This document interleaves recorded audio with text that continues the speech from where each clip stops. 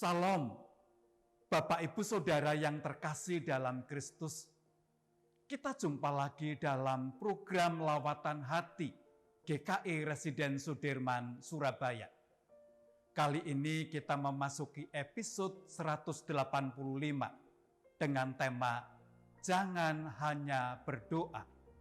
Sedangkan bacaan kita diambil dari 1 Korintus 12 ayat 7 yang berbunyi demikian. Tetapi kepada tiap-tiap orang dikaruniakan penyataan roh untuk kepentingan bersama. Bapak Ibu Saudara, kita semua pasti setuju bahwa doa adalah sangat penting bagi kehidupan orang percaya, termasuk bagi kita. Tetapi mengapa doa itu penting bagi orang percaya? Karena dengan berdoa dapat membuat hati dan pikiran kita tenang, membuat iman kita semakin kuat, membuat kita kuat menghadapi pencobaan. Bahkan dengan berdoa dapat menopang perjalanan sebuah pelayanan gereja.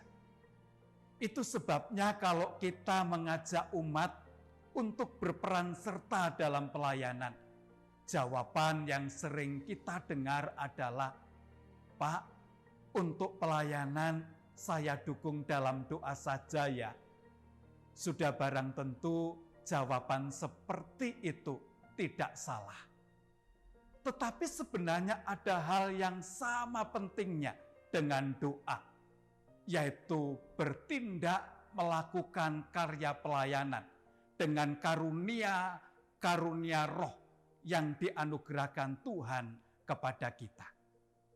Bapak Ibu Saudara, dalam bacaan 1 Korintus pasal 12 ayat 1 sampai 12, Rasul Paulus berbicara tentang karunia-karunia Roh Kudus yang dianugerahkan kepada umat percaya.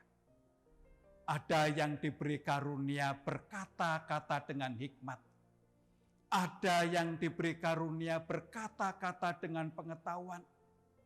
Ada yang diberi karunia iman.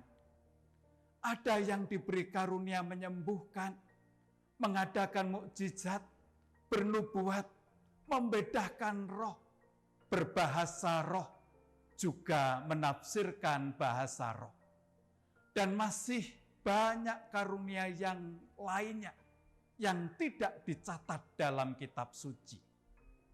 Di ayat 7 dikatakan dengan jelas, tetapi kepada tiap-tiap orang dikaruniakan penyataan roh untuk kepentingan bersama. Jika kita memperhatikan kalimat tiap-tiap orang dikaruniakan penyataan roh, kalimat ini merujuk kepada tiap pribadi umat percaya, bahwa setiap orang termasuk kita diberi minimal satu karunia rohani yang sering kali kita sebut dengan talenta. Ini termasuk yang ada di gereja kita. Jika setiap jemaat di gereja kita menyadari bahwa Roh Kudus telah menganugerahkan satu karunia roh atau talenta kepada kita, maka betapa kayanya gereja kita dengan karunia-karunia rohani. Dan jika semua jemaat memiliki kerelaan diri memakai karunia tersebut untuk melayani Tuhan, maka semua bidang pelayanan yang ada di gereja kita akan dapat tertangani dengan baik. Namun, yang perlu diingat adalah bahwa dalam mempergunakan karunia rohani, tidak boleh ada yang merasa lebih hebat daripada yang lain, karena karunia itu adalah pemberian Allah.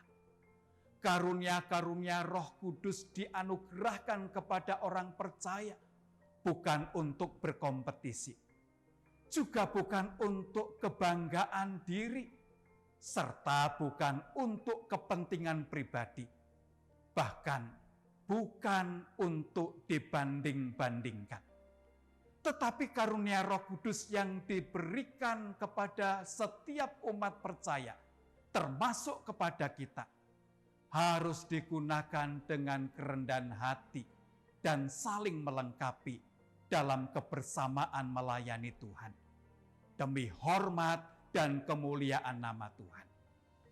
Mari kita mempergunakan setiap karunia yang dianugerahkan kepada kita untuk melayani Tuhan melalui gereja kita, agar pelayanan kita menjadi berkat bagi semua jemaat dan bagi sesama umat.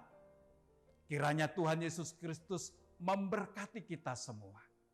Amin.